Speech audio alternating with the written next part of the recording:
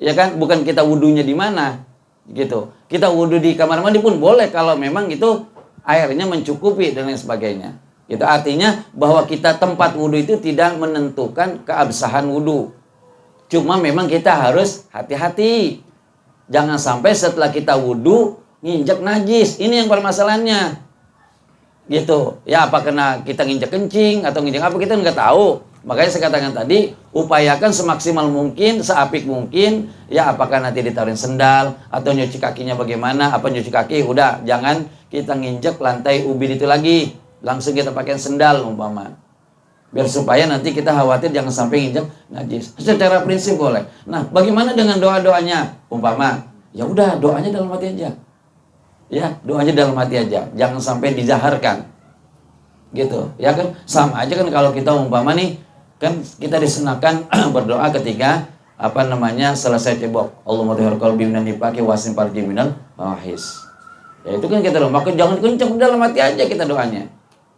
Gitu, ya, gitu. Kalau zaman dulu kita di jamban bisa jadi sebelum ke jamban kita keluar dari jamban. Ya kalau sekarang ini kita BAB di situ, cebok di situ. Gitu, ya. Apa enggak perlu doa? Pakai doanya cuma dalam hati aja udah.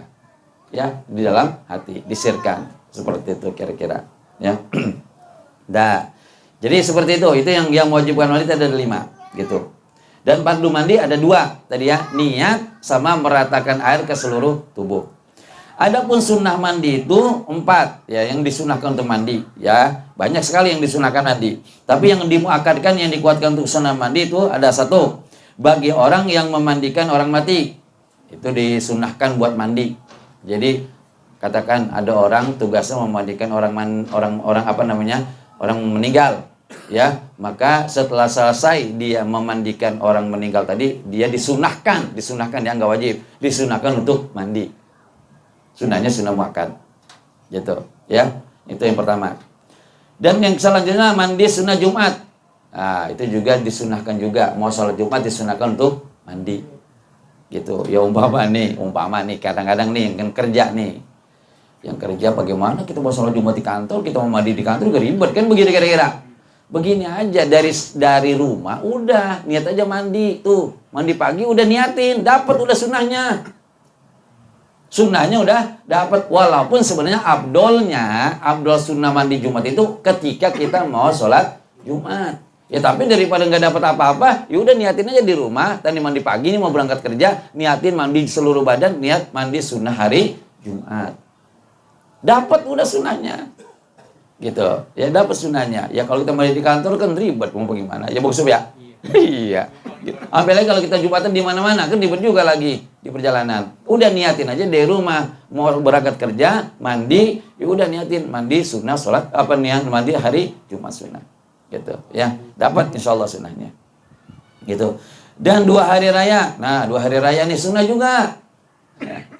Ya, kadang-kadang kan gak mandi lagi.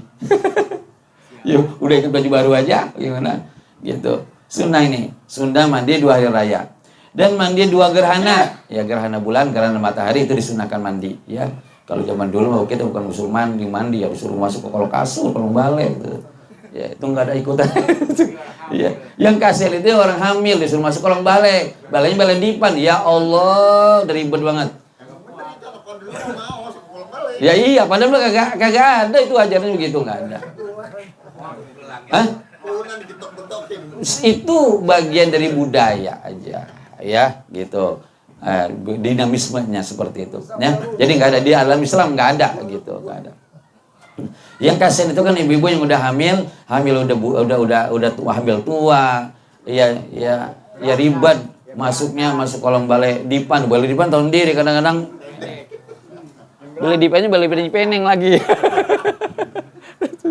Aduh, tahu sendiri aja nih. Beli dipannya kan terkenal banget itu. Minjaunya peneng sono. Nah. Ya, jadi sunnah mandi gerhana. Mandi kafir tatkala masuk Islam, orang yang baru masuk Islam juga disunahkan buat mandi, ya. Dan mandi apabila siuman orang gila. Jadi orang gila kemudian dia sadar gitu kan, itu sunahkan mandi juga gitu, ya.